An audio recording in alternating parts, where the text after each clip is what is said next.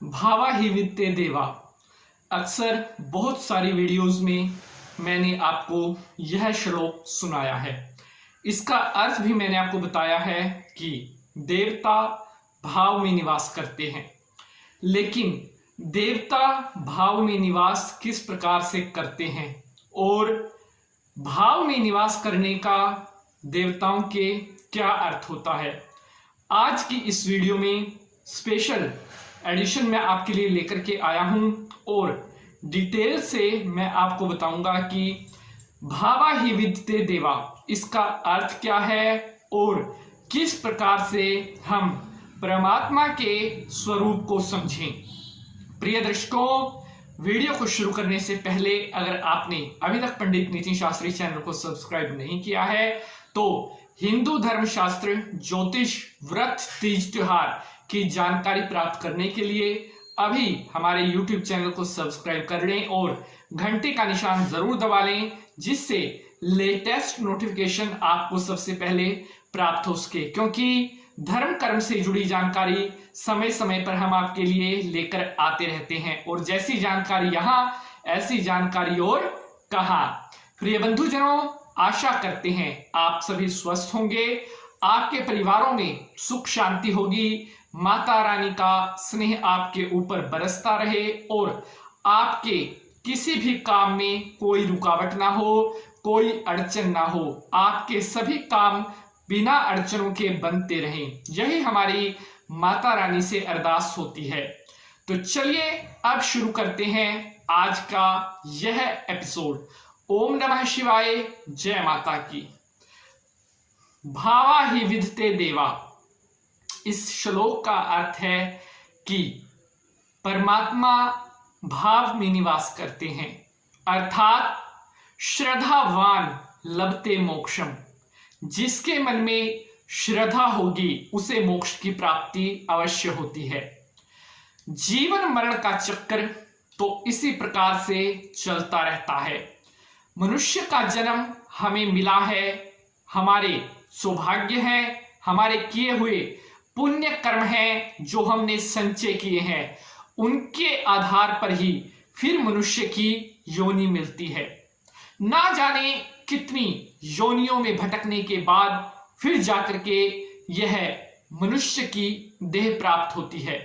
मनुष्य की देह प्राप्त करने के बाद भी अगर आपने परमात्मा का भजन नहीं किया, उस हरि नारायण के चरणों में अपना ध्यान नहीं लगाया, तो इस देह का क्या फायदा। प्रिय बंधुजनों, मनुष्य का जन्म मिलना उसी प्रकार से है जिस प्रकार से अमृत से भरा हुआ कलश किसी को मिल जाए। अर्थात अगर मानव देह पाकर के भी आपने कोई पुण्य कर्म नहीं किया तो आप समझिए कि आपने हाथ में आया हुआ अमृत का कलश अपने हाथों से गिरा दिया। ना तो आपने उसका सेवन किया और ना ही आपको किसी तरह की पुण्य की प्राप्ति हुई। उसी प्रकार से मनुष्य का जन्म मिलने के बाद बहुत से ऐसे कर्म होते हैं जिनके द्वारा हम आने वाले समय और अगले जन्म के लिए भी कुछ ना कुछ पुण्य संचय अवश्य कर लेते हैं। जिस प्रकार से पूर्व जन्म के हमारे किए हुए कुछ पुण्य कर्म थे जिनका संचय होने के बाद मनुष्य की योनि प्राप्त हुई, तो ऐसा मत समझिए कि अब तो मनुष्य का जन्म मिल चुका है, अब किसी तरह का कोई झंझट नहीं है। आप पूजा पाठ करिए, आप यज्ञ करिए, आप हवन करिए और पुण्य कर्म संचय करते रहिए, जिससे कि आपको आने वाले समय में अगले जन्म में किसी भी तरह का कोई कष्ट ना हो, कोई दुख, कोई दारिद्र्य ना हो। बात कर रहे हैं कि देवताओं के पूजन की। अक्सर बहुत सी वीडियोस में इस श्लोक के माध्यम से मैंने आपको यह संदेश देना चाहा है कि पूजा पाठ तभी स्वीकार होता है अगर वह आपके मन से किया हुआ है। प्रिय बंधुजनों, एक वाक्य मैं आप लोगों के साथ शेयर करना चाहता हूं। वैसे तो बहुत से हमारे यजमान ऐसे हैं जो केवल और केवल श्रद्धा भाव से ही भगवान का स्मरण करते हैं। अर्थात आज के समय में भी ऐसे सज्जन पाए जाते हैं जिनके मन में ब्राह्मणों के प्रति, जिनके मन में भगवान के प्रति अटूट श्रद्धा होती है। एक बार की बात है, मैं आप लोगों के साथ शेयर कर रहा हूं। मेरे एक यजमान हैं जो कि करनाल में रहते हैं।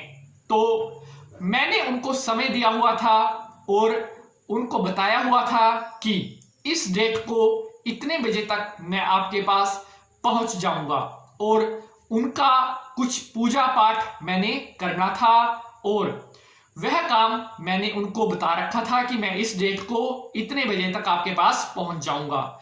लेकिन समय की ऐसी मजबूरी हुई, ऐसा टाइम हुआ कि मैंने जो उनको टाइम दिया हुआ था, मैं उस टाइम के दौरान वहां पर नहीं पहुंच सका। उन्होंने मेरे को फोन किया तो मैंने उनको बताया कि मेरी मजबूरी हो गई है और शायद मैं दिए हुए समय पर आपके पास ना पहुंच सकूं। तब उन्होंने कहा कि पंडित जी अब क्या करें। तो मैंने उनको कहा कि अब जो है अगला जो टाइम होगा मैं आपको बता दूंगा और उसके बाद फिर वो हम डिस्कस कर लेंगे।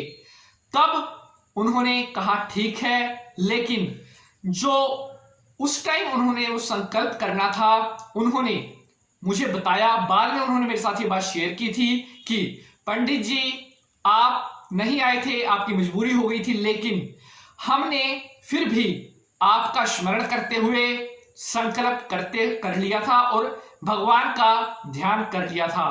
तो उनकी यह बात सुनकर के मन अति प्रसन्न हुआ कि आज के समय में भी ऐसे यजमान हैं जिनकी ब्राह्मणों के प्रति अटूट आस्था है, भगवान के प्रति अटूट आस्था है।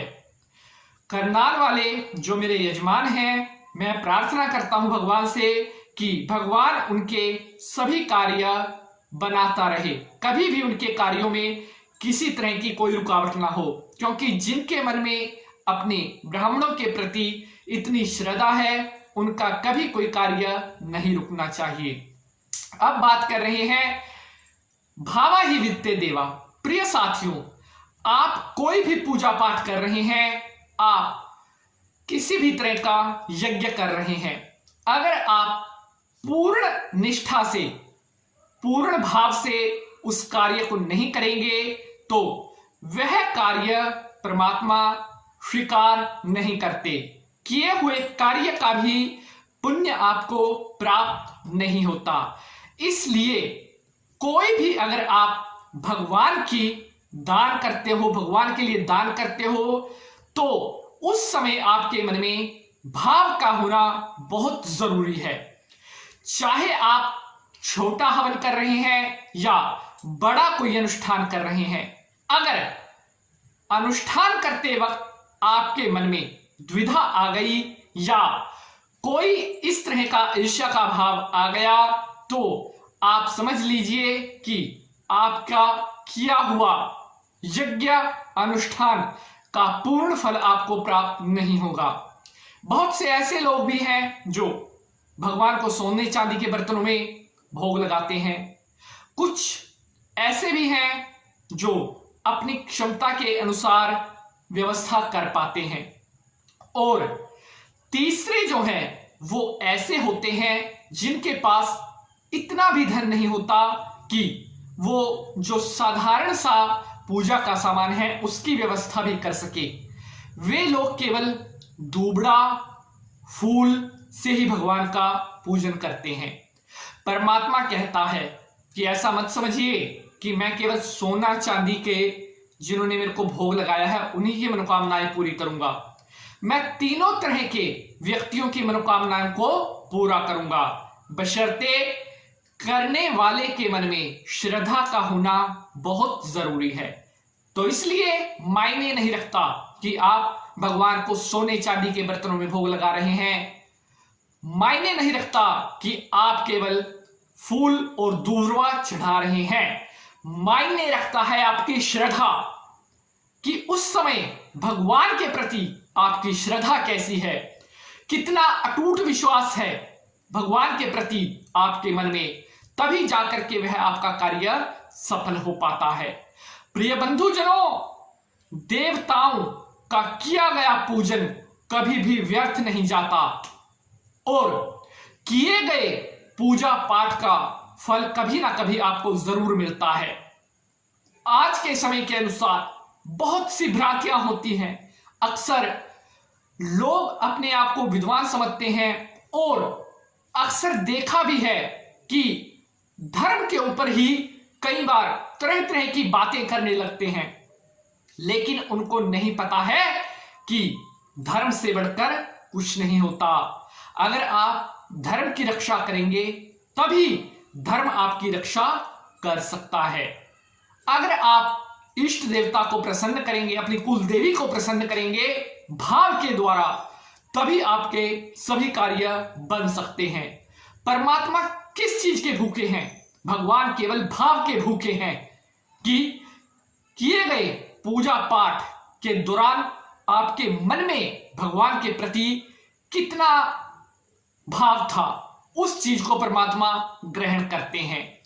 प्रिय बंधुजनों, इसलिए जब कभी भी आप कोई कार्य करें उस समय अपने मन से भगवान के प्रति समर्पित होना बेहद आवश्यक होता है। क्योंकि अगर आप कहीं ऐसी जगह भी हैं और आपको कोई पूजा करनी है, आपके पास सामान की कोई वस्तु नहीं है, तो मनसः परिकल्पयामि, अगर मन से आपने उस चीज का ध्यान कर लिया तो समझ लीजिए कि वह चीज वस्तु आपने जो है भगवान को चढ़ा दी। मान लीजिए आप कहीं ऐसी जगह बैठे हैं जहां पर सामान की व्यवस्था नहीं हो सकती। मान लीजिए आपने मीठा चढ़ाना है, तो अपने मन में ध्यान कीजिए, ओम नैवेद्यम मनसः परिकल्पयामि, समझ लीजिए भगवान को वह चीज चढ़ गई। तो कहने का भाव है कि जितनी अधिक आपके मन में श्रद्धा होगी उतना ही जल्दी परमात्मा आपकी की गई अर्जी स्वीकार करते हैं, की गई आपकी प्रार्थना को स्वीकार करते हैं। प्रिय बंधुजनों, अगर आप चाहते हैं कि आपके परिवार में सुख शांति रहे, किसी तरह का कोई दोष ना हो, भगवान की कृपा दृष्टि आपके ऊपर बनी रहे, तो भाव से बढ़कर कोई भी वस्तु नहीं होती। भाव से भगवान को ध्याइए, आपके सभी कार्य सिद्ध होंगे। प्रिय बंधुजनों, आशा करता हूं आज का यह वीडियो बेहद पसंद आया होगा। अगर फिर भी इस वीडियो से रिलेटेड किसी तरह का कोई प्रश्न है तो आप वह प्रश्न कमेंट बॉक्स में छोड़ सकते हैं। अगर आप अपनी जन्म कुंडली का विश्लेषण करवाना चाहते हैं तो हमारी ईमेल आईडी पर आप हमसे संपर्क कर सकते हैं। आज के लिए इतना ही। अगले एपिसोड में किसी नए विषय के साथ और रोचक जानकारी के साथ आप सभी के सम्मुख प्रस्तुत होंगे। तब तक के लिए माता रानी आप सभी भक्तों का कल्याण करे और भगवान महादेव जी की कृपा आपके परिवारों के ऊपर बनी रहे, आपके परिवारों में सुख शांति रहे। अगर आपने अभी तक इस वीडियो को लाइक नहीं किया है तो अभी इस वीडियो को लाइक शेयर जरूर कर दें और कमेंट में ओम नमः शिवाय जरूर लिख दें। प्रिय बंधुजनों, अब पंडित नीतीश शास्त्री को आज्ञा दीजिए। अगले एपिसोड में मिलते हैं। तब तक के लिए जय माता की। ओम नमः शिवाय। हर हर महादेव।